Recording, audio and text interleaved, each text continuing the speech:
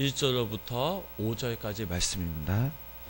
사도행전 1장 1절부터 5절까지 말씀을 우리 다 같이 함께 합독하시겠습니다.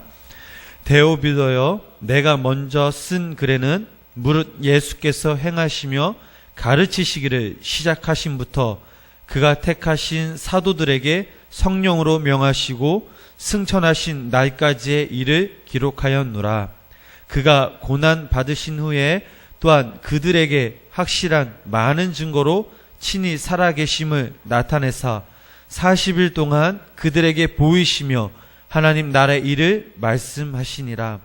사도와 함께 모이사 그들에게 분부하여 이르시되 예루살렘을 떠나지 말고 내게서 들은 바 아버지께서 약속하신 것을 기다리라. 요한은 물론 세례를 베풀었으나 너희는 몇 날이 못되어 성령으로 세례를 받으리라 하셨느니라. 아멘. 시간 하나님의 약속을 기다리자라는 제목을 가지고 이용범 목사님 나오셔서 귀한 말씀 전하실 때 큰 은혜 받으시길 간절히 소망합니다. 우리 목사님 나오실 때 우리 큰 박수로 환영해 오겠습니다.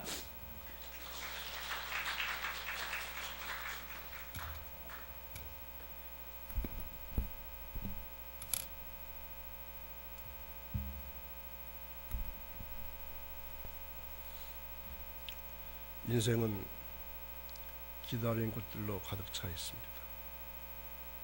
결혼한 부부가 첫 아기를 기다리되 약 10달의 인내와 고통으로 기다립니다. 그 아이는 자라면서 항상 엄마를 바라고 또 기다립니다. 소녀는 자기가 빨리 성장하기를 기다리고 학생은 졸업과 그리고 취업을 기다립니다. 배우자를 기다리는 사람들, 성공하기를 기다리는 사람들, 박사하기를 기다리는 사람들, 자녀를 기다리는 부모들, 그리고 아름다운 미래를 기다리는 수많은 오늘의 사람들이 있습니다. 그렇다면 여러분들은 어디에 관심을 두고 계시고 또 무엇을 기다리고 계십니까? 우리는 일생을 기다리며 살아갑니다. 그런데 어떤 것들은 아무리 기다려봐도 다가오지 않거나 또 와도 잠시 후면은 떠나버리는 것도 있습니다.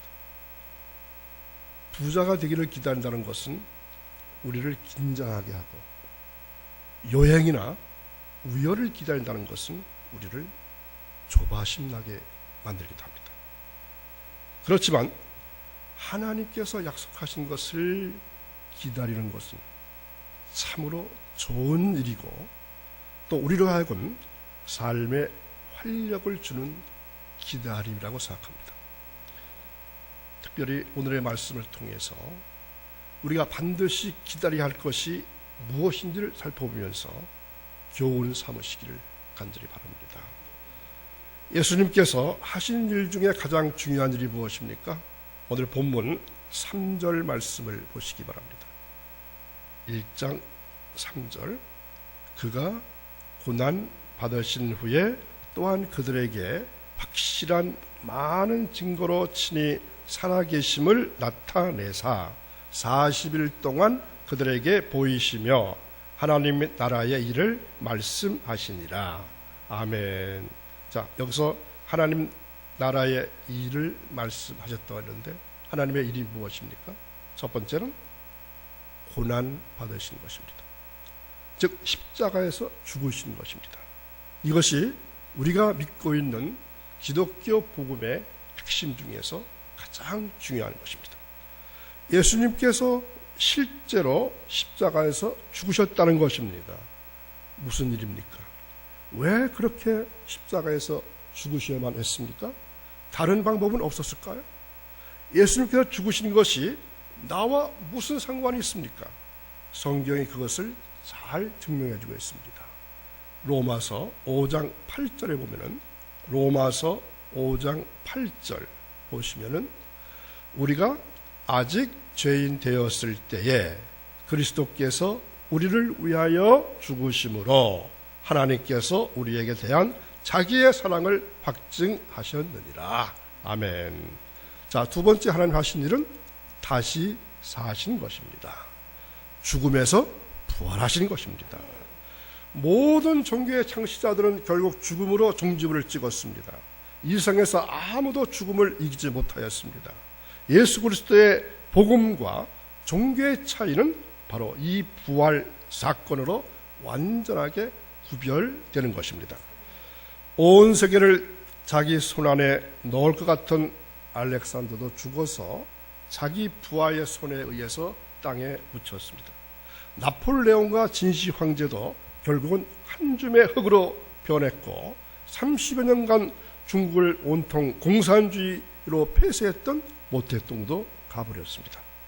성경은 모든 사람이 죄를 범하였음에 하나님의 영광에 이르지 못하고 죄의 삭슨 사망이기 때문에 결국 모든 사람은 죽게 된다, 이렇게 말씀하고 있습니다.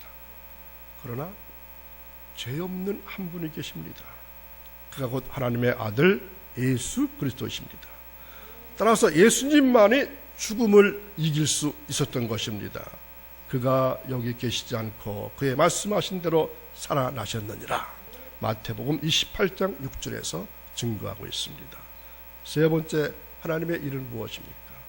하나님 나라의 일을 말씀하신 것입니다. 하나님 나라입니다. 하나님 나라는 어딜 말합니까? 곧 하나님께서 다스리시는 나라. 하나님께서 다스리시는 나라.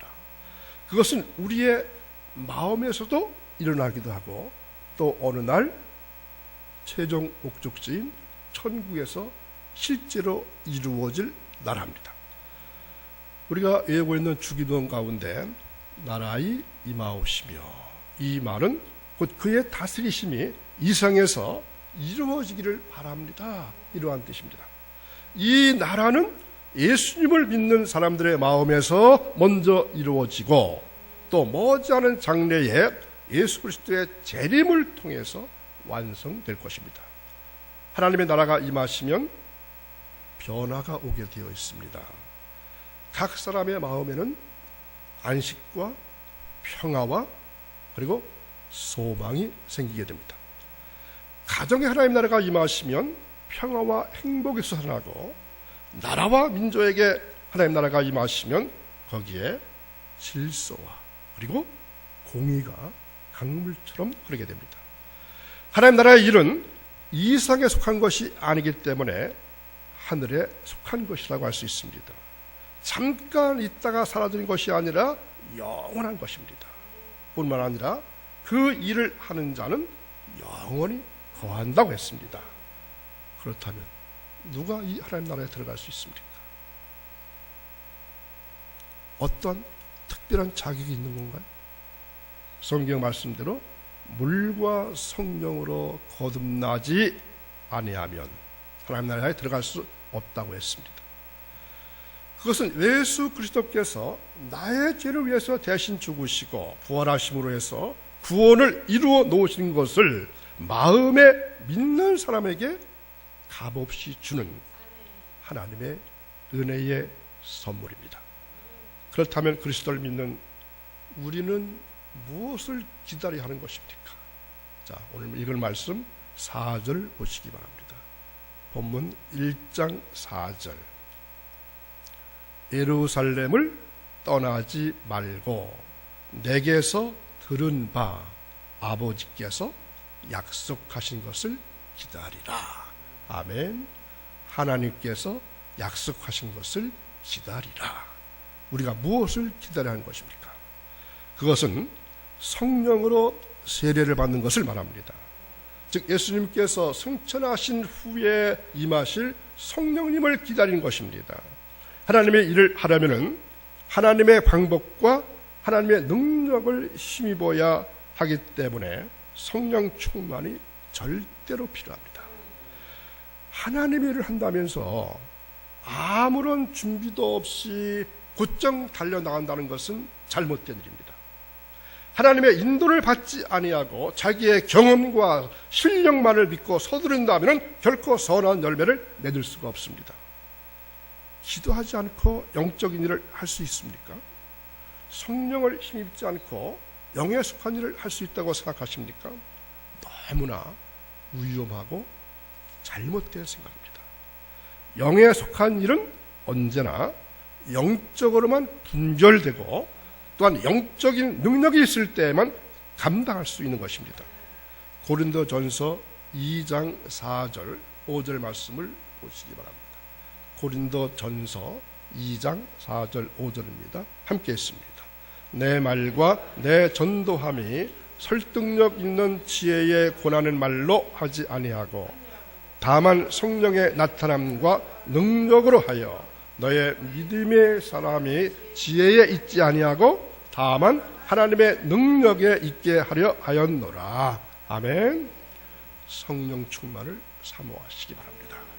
이것은 결코 이상한 체험이나 신비한 경험을 기다린 것이 아닙니다. 밤낮으로 산기도를 하면서 환상을 보려 한다거나 방언을 구하고 신유를 체험하려고 하는 그런 의미도 아닙니다. 오히려 인격적이신 하나님의 영, 곧 성령 충만을 기다리는 것입니다. 우리의 인격이 성령의 통제를 받게 하고 우리의 생각과 사고방식도 성령의 지배를 받아야 합니다. 그리고 우리의 운명 전체가 성령의 다스림을 받게 해야 합니다. 성령 충만을 받는 것은 곧 그에게 전적으로 의존해서 그의 인도를 받으며 또한 그의 통치권 아래 속하는 것을 의미합니다.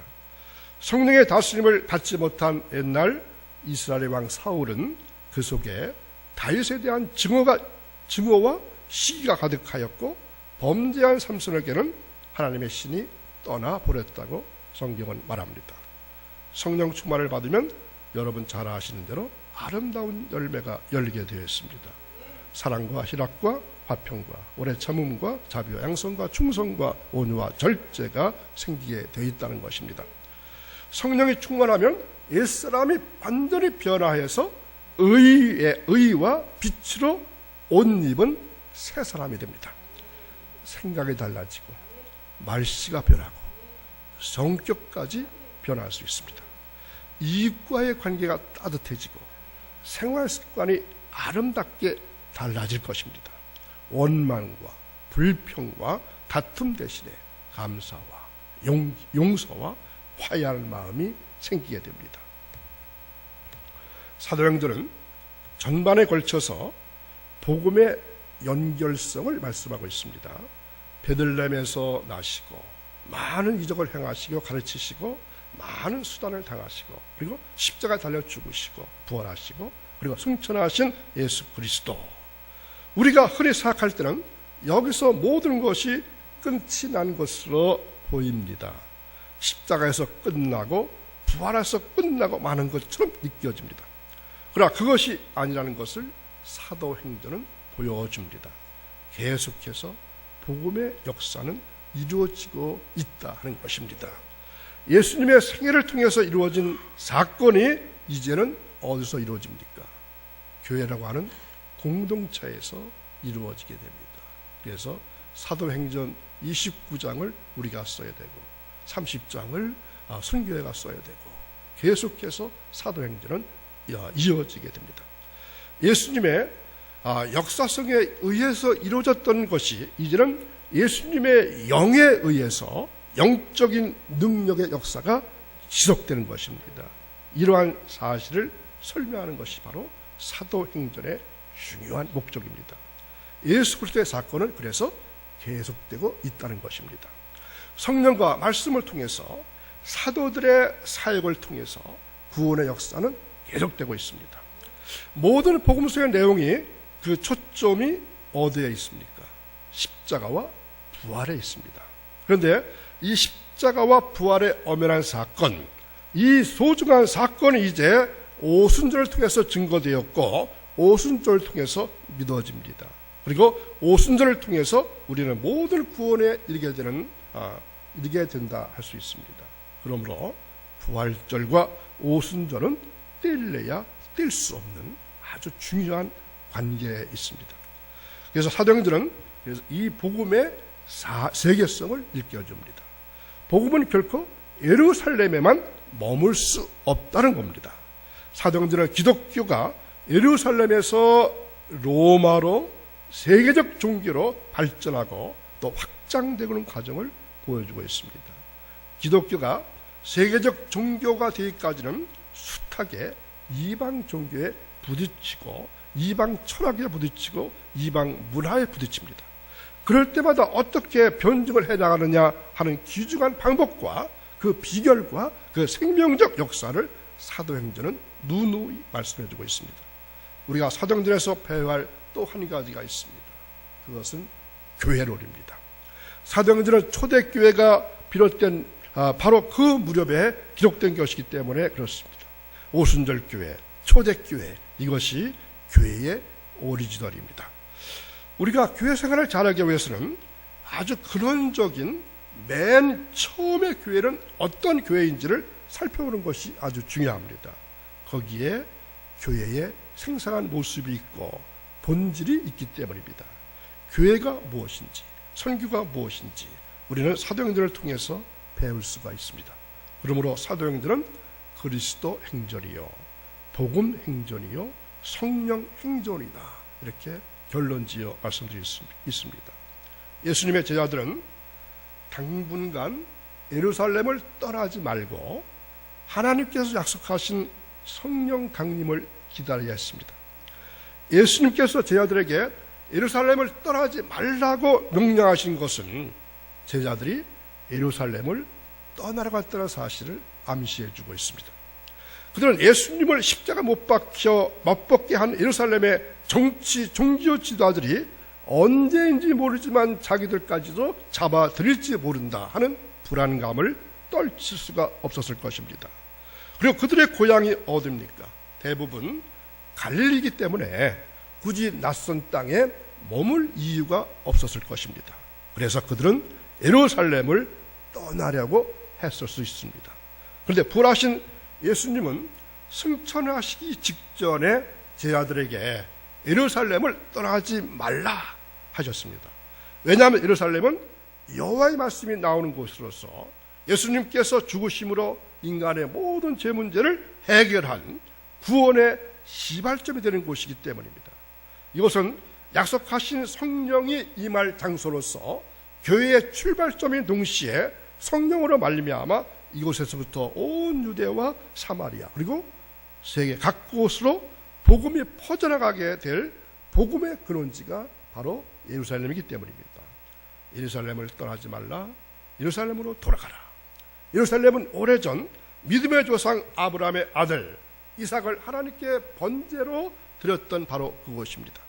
이곳에 신약교회의 모형을 할 수 있는 성전이 있고 그런 의미에서 이곳은 구원받은 성도의 영원한 처소가 될 예루살렘의 모형이 되기도 합니다.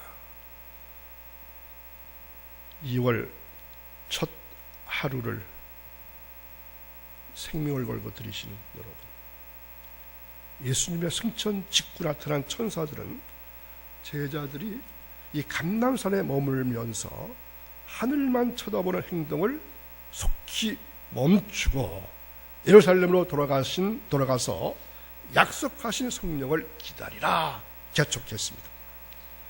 제자들이 예루살렘에 들어가면 위대한 일이 일어날 것이었습니다. 예수님의 약속은 분명합니다. 5절 말씀 보시기 바랍니다.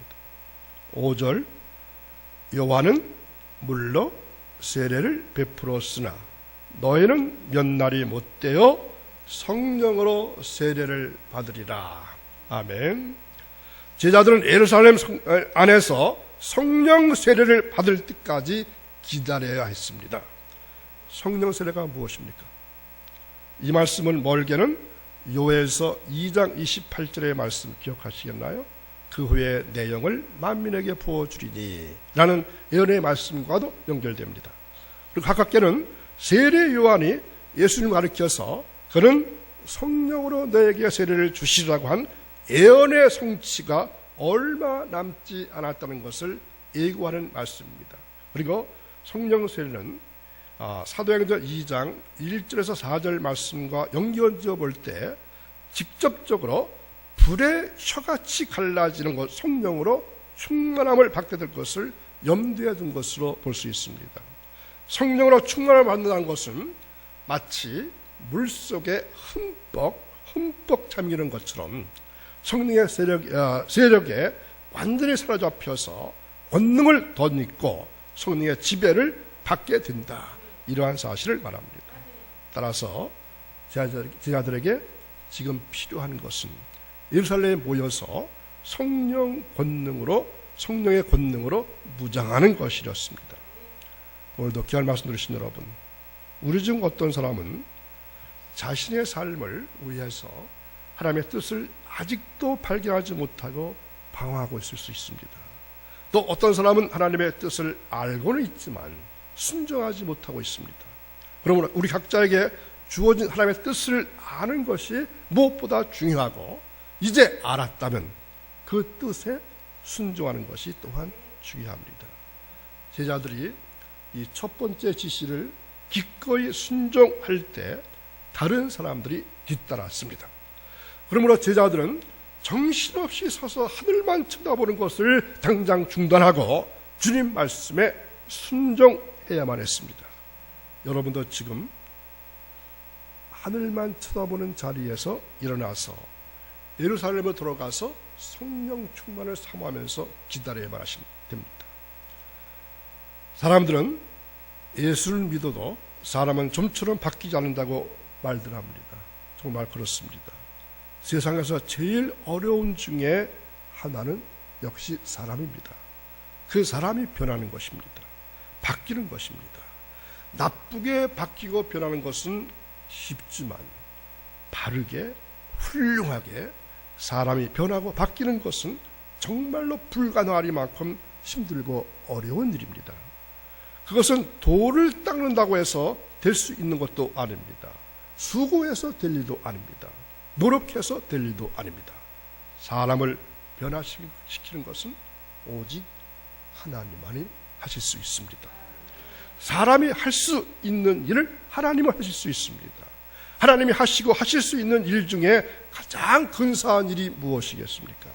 사람을 변화시키는 일입니다. 사람을 거듭나게 하시는 것입니다. 하나님을 의지하고 하나님의 힘과 능력을 덧입는다고 할 것 같으면 사람이 변하는 것입니다. 우리가 변합니다. 냄새나고 추하고 악한 우리가 그리스도의 향기가 됩니다. 그리스도의 편지가 됩니다. 하나님의 형상을 닮은 하나님의 자녀가 될 수 있습니다. 그래서 초대교회들은 예수님의 말씀대로 열심히 성령 받기를 위해서 기도했습니다. 예수님의 말씀과 약속대로 저들은 몇 날이 못 가서 성령을 받았습니다. 그리고 정말로 거듭났습니다. 다른 사람과 다른 생각과 마음과 가치관을 가진 사람들로 변화되었다는 말입니다. 사랑하는 교우 여러분, 교회에서 신앙생활 하다 보면은 이런 일 저런 일들에 참여하게 됩니다. 성공적인 일에 참여하는 기쁨을 맛볼 수도 있을 것입니다. 그러나 여러분 착각하시면 안 됩니다. 그와 같은 일들은 훌륭한 일이고 또 우리가 꼭 해야만 할 일이지만 그와 같은 일을 함으로 해서 우리가 구원을 얻는 것은 아닙니다. 이것을 착각해서는 안 됩니다. 구원은 성령으로 거듭나는 것을 통해서만 이루어집니다. 일도 열심히 하십시오. 각 선교회에서 속회에서 여러 기관에서 열심히 하십시오. 이왕 하는 일을 하면은 정말로 신나게 하시기 바랍니다. 그래서 우리가 지금까지 한 일보다 더 크고 귀한 일들을 하는 교회가 되기를 바랍니다. 그러나 무엇보다 중요한 것은 예수를 잘 믿는 것입니다. 성령의 세례를 받아서 늘 성령 충만한 교회가 되기를 바랍니다. 사람을 거듭나게 하시는 성령으로 말미암아 냄새나는 육에 속한 사람이 되지 아니하고 그리스도의 향기가 나는 하나님의 사람 되시기를 축원합니다. 하나님이 보시는 눈으로 세상과 사람을 보고 하나님 가지고 계시는 생각으로 모든 것을 생각하고 하나님 가지신 그 따뜻한 마음으로 세상과 사람들을 사랑하면서 우리가 살아가고 이 세상을 항상 기뻐하며 늘 감사하는 여러분 되시기를 간절히 바랍니다. 성령의 세례를 사모하면서 성령을 날마다 세례처럼 받으며 성령 충만한 삶을 살아가는 하나님의 사람들이 다 될 수 있기를 간절히 축원합니다. 여러분 모두는 성령 충만을 받도록 사모하고 기다리시길 바랍니다. 나의 힘과 실력을 의지하지 말고 하나님의 힘을 덧입어서 그가 기뻐하시는 일들을 감당할 수 있기를 바랍니다. 그것이 감격스러운 삶을 살게 하는 가장 확실한 비결이고 하나님의 일을 실수 없이 할 수 있는 가장 최선의 방법이기 때문입니다. 예수님께서는 우리에게 성령이 임하여 우리들을 붙드실 때까지 이 엄청난 복음의 사역 안에 우리들을 이끌고 나가실 때까지는 결코 절대로 예루살렘을 떠나지 말라고 말씀하십니다. 오늘도 이 역사로 말미암아 우리가 여기 있고 우리 교회가 여기 있는 것입니다. 사도행전은 결코 베드로나 스데반이나 바울을 높이기 위해서 기록하는 것이 아니라 우리와 비슷한 사람들이, 우리와 성정이 비슷한 사람들이 그렇게 멋있게 변화되어 갔다고 하는 증거이기 때문에 오늘 우리에게도 가능한 얘기라는 것을 믿으시기 바랍니다. 그리고 우리가 하나님 앞에 부름받아서 이 축복들과 이 특권들이 이러한 자리에까지 성숙되어 열매 맺기를 기대하시는 것을 믿으시기 바랍니다. 여러분이 지금 하나님 안에서 누르고 있는 자녀라고 한 신분과 성령이 여러분 안에 와 계신다는 것이 얼마나 큰 특권이고 축복입니까? 완성을 향한 놀라운 현실적인 과정이고 엄연한 사실임을 기억하시고 다시는 절망하지 마시고 힘을 내시기를 바랍니다. 더 많이 항복하고 깨우침을 받고 여러분의 모든 정성을 모아서 성경이 요구하는 것 같이 열심을 품고 주님을 섬기면서 악에게 지지 말고 그 나라가 오기를 고대하고 거룩하고 아름답게 여러분 되신 복락들 또 영광들을 다듬어 나가시고 승리하시는 신앙생활 되시기를 바랍니다. 그래서 사도행전의 교회가 이룬 놀라운 역사를 이 땅 위에 이루어 나가는 우리 교회와 여러분 모두가 되시기를 기도하시기 바랍니다. 그리고 놀라운 능력을 힘입고 승리하는 아름다운 성도와 생활이 여러분들 가운데 이루어지기를 축원합니다. 오늘 우리 주시는 하나님의 말씀을 다시 봅니다. 사도와 함께 모이사 그들에게 분부하여 이르시되 예루살렘을 떠나지 말고 내게서 들은 바 아버지께서 약속하신 것을 기다리라. 아멘. 기도합니다. 하나님 감사와 영광을 돌립니다. 2월 한 달에 시작되는 첫날에 저희들을 주님의 귀한 전으로 모이게 하시고 감사와 찬양과 기도할 수 있게 하시니 감사합니다. 오늘 주신 말씀처럼 하나님의 약속을 기다리는 우리가 되어서 성령 충만함을 받고 한 달 동안도 마귀를 물리치고 세상과 타협하지 아니하고 승리하는 삶을 살아갈 수 있는 우리 모두가 될 수 있기를 간절히 원합니다. 주님의 몸된 교회를 통해서 영광 받아주시고 주님의 몸된 지체를 통해서 하나님 기뻐해 주시기를 간절히 원하며 예수님의 이름으로 기도합니다. 아멘.